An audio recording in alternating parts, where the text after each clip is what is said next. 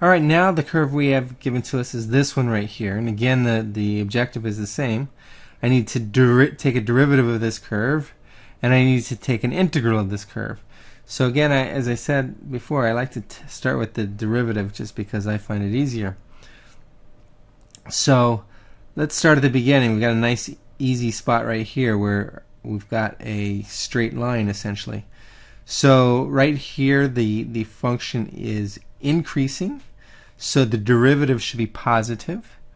It's increasing at a constant rate, so therefore the derivative should be positive and constant. Let me try to draw that. There we go. Oops, it's supposed to be constant right there. Okay, positive constant. And then over here, from this time until this time, the function is decreasing at a constant rate. So therefore the derivative should be negative and constant from here all the way over to there. And then finally in this last section over here, the original function is not changing at all, right? It has zero slope. So therefore the time derivative should be 0 all throughout there. Again, the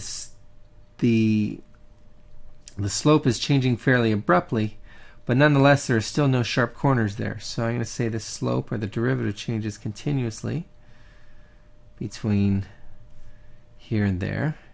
And similarly up here, the slope changes continuously, right? There's no sharp corners. The slope is just changing. Slope's positive and constant. Slope is getting smaller. Slope is getting smaller. Right here, the slope is 0. Derivative is 0 right there.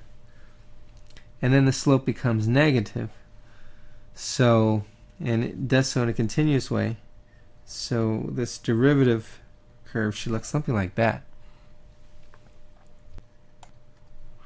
All right, now that I have my derivative, let's integrate this function to do this one. Again, what we're going to do is start at x equals 0. So we'll give it a shot right there. And notice originally my derivative is negative. So again, x should be decreasing in time initially. Notice at this point right here, the derivative goes to 0 and then becomes positive. So this function, the x, should reach a local minimum at this time right there. So we'll go something like this. We'll reach a local minimum. It'll start increasing again, right? And I'm thinking it looks kind of like that. And what I'm saying here is that, notice this function went back to 0. So what I'm saying is the integral under the curve right here is negative, right? Integral under the curve here is positive. And sometime right about here, this positive area is going to exactly cancel the negative area that we originally incurred. So when this area balances that area exactly, that's when my function goes back to 0 again. It goes back to where it started. I got 0 net displacement. So after this time, my derivative is still positive. So therefore my functions should still be increasing, right? Still cruising on up. But for how long is this function going to be increasing? Well, notice my derivative is positive all the way up until this time right here. So here, at this time, this is where my function should reach its maximum value. So I'm thinking this function kind of goes like this. Reaches the maximum value right there. And then it starts decreasing, right? Starts going negative. So then this thing starts decreasing. And let's see. Decreasing. And then when it reaches at this time right here, what happens? It's decreasing because my derivative is negative, but it's decreasing at a constant rate. This derivative is perfectly constant. So therefore this part of my integral should be a nice straight line.